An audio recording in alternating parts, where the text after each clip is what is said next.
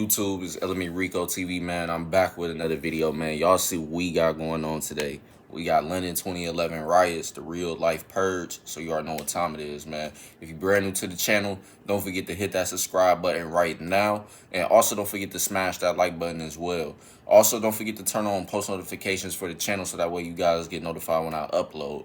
With that said, man, we finna get straight into it. But first, let me go ahead and start the screen record. That started, so we're gonna start this vid now. Summer of 2011 was a wild time in the UK. A young father was shot to death by police, and the community outcry after was one that no one expected. Today, we're going into the London 2011.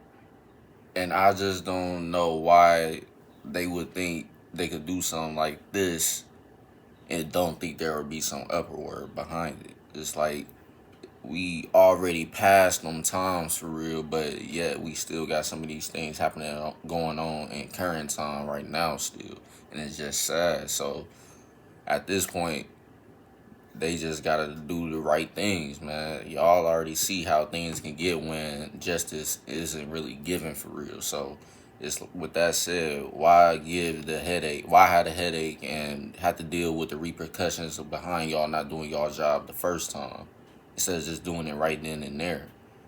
Y'all be having all this evidence right in front of y'all, and then y'all still find a way to say, but that's not how it happened, or that's not what we believe, or et cetera, et cetera. So it's just like, come on, get the job done the first time, and y'all will save yourself the headache of stuff like this going on. But with that said, let's get back to the vid. Riots.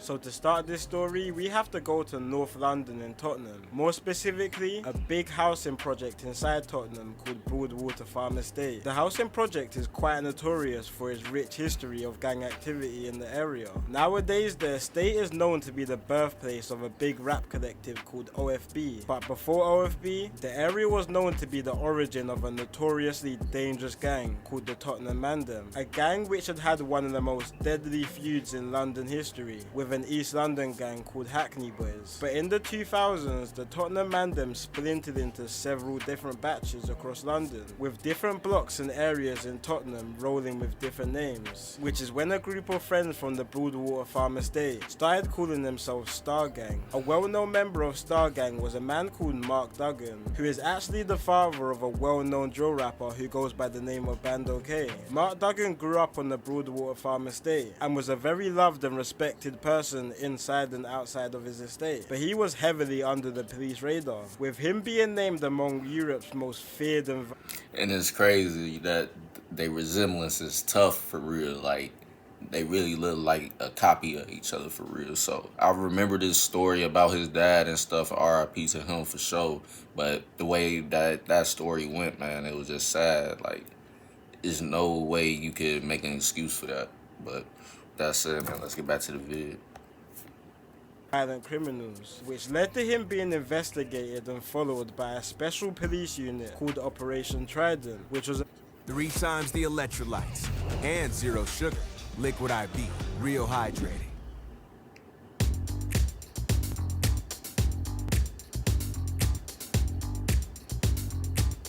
police unit set up in 1998, which specifically fights gun crime and homicides inside the black community in the UK. And Operation Trident was on in more when there was talks of a retaliation hit after Mark Duggan's cousin, a man called Kelvin Easton, was stabbed to death inside a nightclub back in 2011. It was August the 4th when Trident officers decided to make their move on Mark Duggan. At 6:15 PM, Mark was travelling through Tottenham in the back of a minicab, but inside the minicab with him was a shoebox with a loaded pistol inside, which he picked up around 15 minutes beforehand. While in the back of the cab, Mark starts to clock that a few unmarked cars are starting to follow his journey back to the Broadwater Farm Estate, and instantly he knew it was bad news. So he sent out a broadcast on his BlackBerry Messenger phone saying Trident just jammed me. Not long after this message, one car pulls in front of Mark's minicab, with another car blocking the sideways and another blocking the cab from the back, forcing his minicab had to stop. Mark tried to make a run for it, but he didn't get far before an officer shot Mark twice, with one bullet hitting him in the chest, leaving him unresponsive and bleeding out just outside his minicab. But instead of the officers to go help Mark out and take him to hospital to attempt to save his life, they were more focused on finding the handgun, leaving Mark to bleed out and die on the scene. Now, the officer who shot Mark said his reasoning was due to him seeing Mark holding the gun in his hand, and even if this was a valid reason for shooting Mark, as time goes by, the theory that Mark was holding the gun at the time of his murder is becoming more and more impossible. First of all, Mark's DNA wasn't even on the gun, despite claims that Mark threw the gun with his bare hands just before he was shot. But this was also almost impossible. Mark was shot around 1.5 seconds after he left his minicab, in where he was only able to take a few steps before he was hit by the first bullet, so it would be quite hard for Mark to even find the time to throw the gun, which was somehow found 7 meters from where he was shot. And if that isn't a...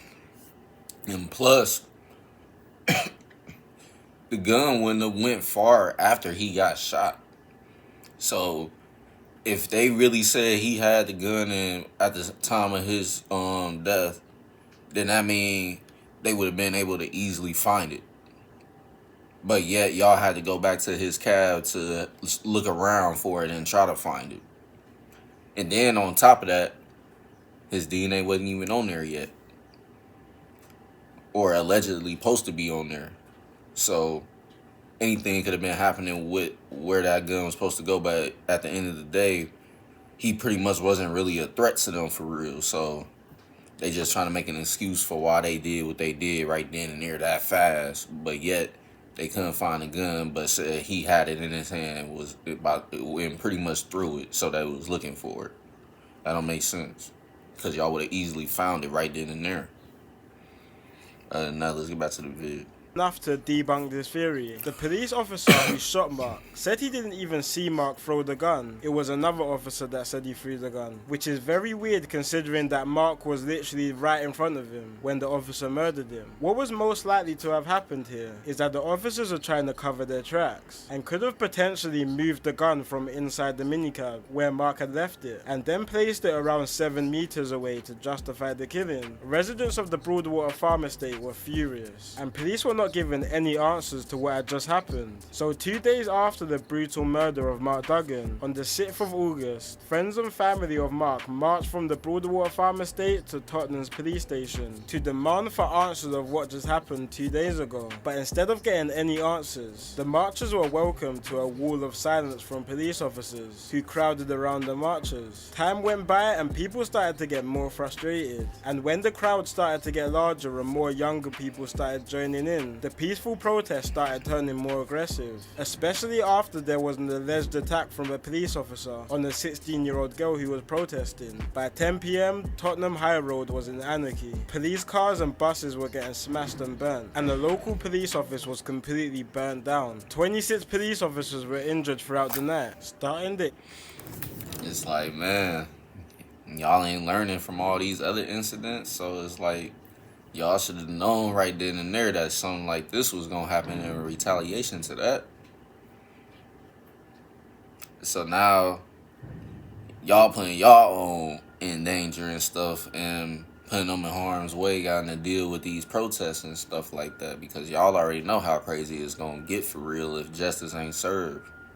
So now let's get back to the vid. Infamous 2011 riots. The news quickly spread around London, and a lot of people saw this as an opportunity to fight back on what a lot of people thought was a racist and oppressing police force. But some people also saw this as a quick way to loot some stores while the police had lost control of the streets. The next morning on August the 7th, police set up forces around Tottenham to prevent any riots which may happen throughout the day, especially after hearing talks from local gangs in Tottenham that they were going to bring carnage to the area. But at the time, feds couldn't comprehend how big the movement was, and while police were setting up around Tottenham and nearby areas in North London, on the other side of London in Brixton, looting had already started before Tottenham even woke up. Before the morning was even finished, police had already lost control of London. Shops were looted, fires were burning, and police were nowhere to... And now, too, that's where you got the people that come in that where they don't got the luxury or the benefits of getting some of these things like food or clothing, stuff like that. At the end of the day, I don't make that an excuse, but that's just to be expected as well, man, because you got a lot of people that pretty much gonna do what they can, take advantage of the opportunity to get some of this stuff because they don't really got the money to afford some of this stuff.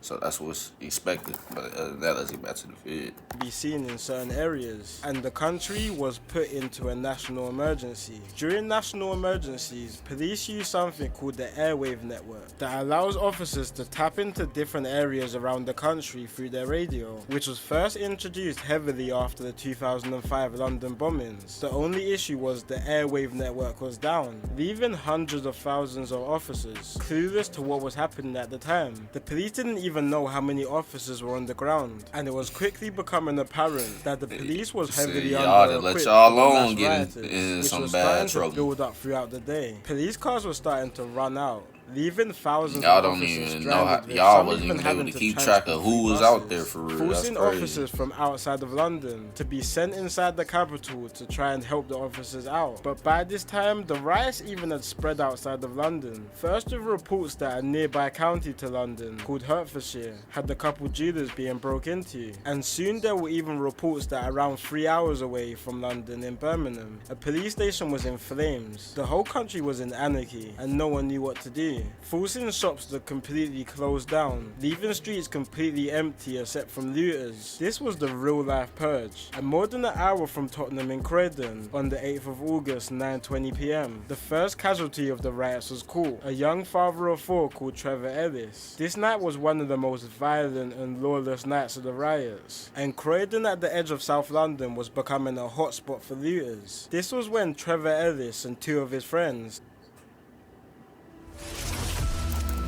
Have you been to Antarctica?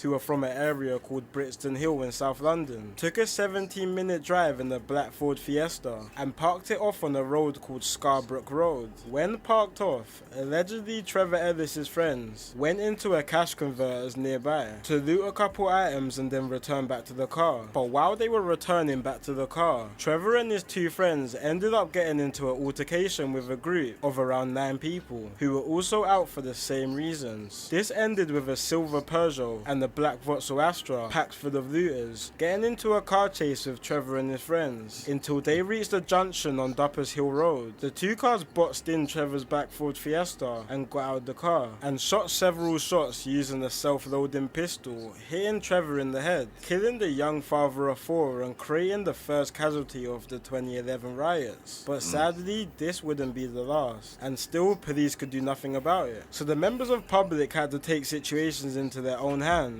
In East London, the borough of Hackney was becoming a very popular place for looters, especially one area in Hackney called Dalston, where shops were starting to get hit up quite heavily. But a road in Dalston called Kingsland High Street was left pretty much untouched. See, Kingsland High Street has a lot of shops which are run by the Turks, which are Turkish people. They saw what was happening to all shops around them, so they made a pact to team up and defend the high street against any attackers, and it actually worked.